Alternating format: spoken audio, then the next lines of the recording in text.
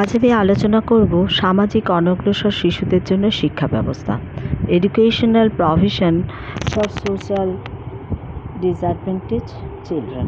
সামাজিক অনগ্রসর শিশুদের শিক্ষাদানের জন্য বর্তমানে নানা ব্যবস্থা গ্রহণ করা হয়েছে।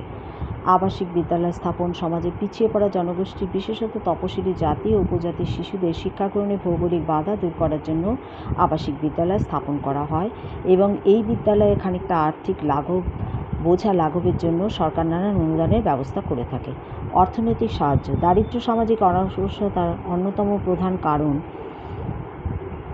সামাজিক অনগ্রসর শিক্ষার্থীদের শিক্ষাক্ষেত্রে উৎসাহী করে তোলার জন্য এবং তাদের আর্থিকভাবে সহায়তা করার জন্য নানা সরকারি বৃত্তির ব্যবস্থা এবং শিক্ষা ব্যয়ভার বহন, অবৈতনিক শিক্ষার ব্যবস্থা ইত্যাদি বিশেষ পদক্ষেপ গ্রহণ করা হয়ে থাকে। প্রশিক্ষণপ্রাপ্ত শিক্ষক নিয়োগ, অন্যান্য প্রতিবন্ধকতার মতো সামাজিক অনগ্রসর শিশুদের শিক্ষার ক্ষেত্রে প্রশিক্ষণপ্রাপ্ত শিক্ষক নিয়োগ করা হয়। এই শিক্ষকগণ শিক্ষার্থীদের মানসিকতা অনুভব করে তাদের জন্য উপযুক্ত শিক্ষার ব্যবস্থা করা হয়। শিক্ষার্থীদের হীনমন্যতা দূর করে আত্মবিশ্বাস গঠনে শিক্ষক সাহায্য করেন। বৃত্তিমূলক প্রশিক্ষণ, যত শীঘ্র সম্ভব তাদের অর্থনৈতিক স্বাবলম্বী করে তোলার জন্য তাদের শিক্ষা ব্যবস্থায় বৃত্তিমূলক প্রশিক্ষণের ওপর গুরুত্ব দেওয়া হয়। এছাড়া বিভিন্ন চাকরি ক্ষেত্রেও আসন সংক্রমণের ব্যবস্থা গ্রহণ করে বৃত্তিমুখী করা হয়।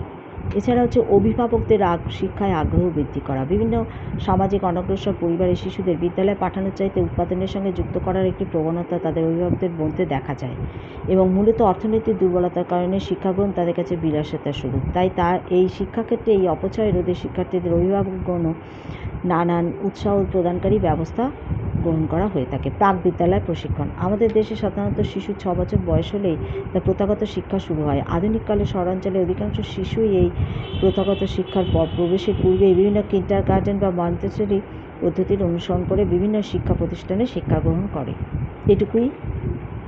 এই অংশটি আজকে করলাম, পরবর্তীতে আসছে।